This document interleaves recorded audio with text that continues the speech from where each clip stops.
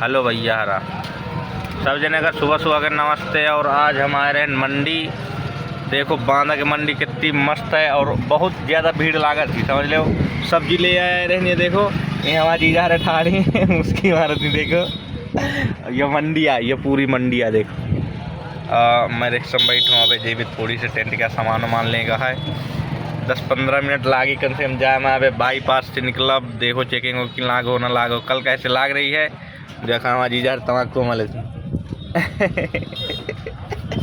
शांत की खाती तम्बाकू न दिखाओ। गंदी बात है तम्बाकू खाना, लेकिन स्वाद के लिए खाना पड़ता है।